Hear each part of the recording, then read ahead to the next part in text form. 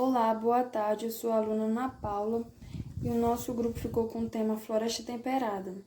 Eu vou falar um pouquinho sobre floresta temperada, região e fauna.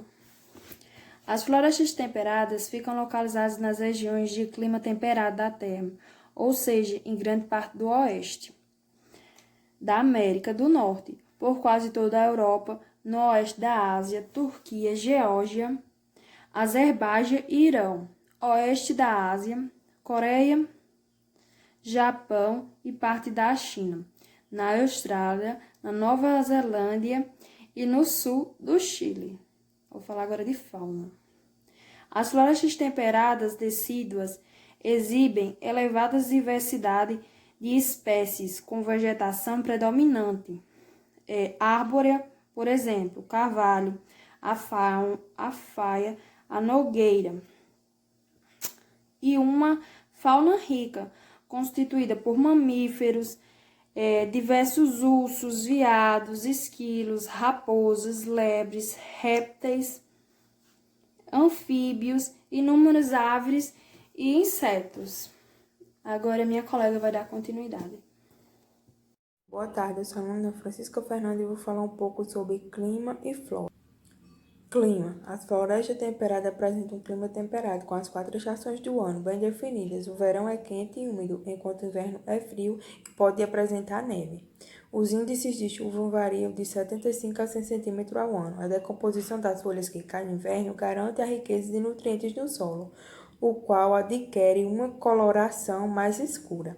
Devido às diferenças no clima durante o ano, os animais e plantas apresentam estratégias de sobrevivência para cada estação. Flora. A flora é composta por 3 grupos principais de árvores decíduas, coníferas e de folhas largas. As folhas variam sua coloração durante o outono, indo de avermelhadas até tons de marrons, dourados logo no início do inverno. Eles podem perder suas folhas como forma de reduzir o metabolismo.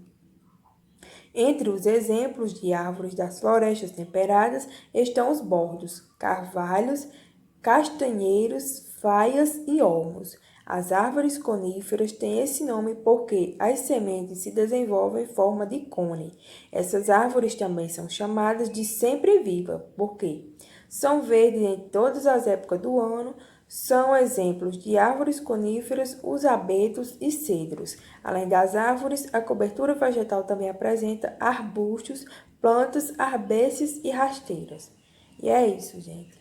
Sou a Ana Leandra Maria e fiquei para falar um pouco da vegetação e as diferenças. A vegetação da floresta temperada é variada e distinto desde a canífera, as árvores com folhas largas e caducas. Embora elas predominem as árvores, existe também arbusto e a planta herbácea. A cobertura vegetal pode apresentar até 4 estratos, abrangendo desde a grande árvore até a planta rasteira. As diferenças.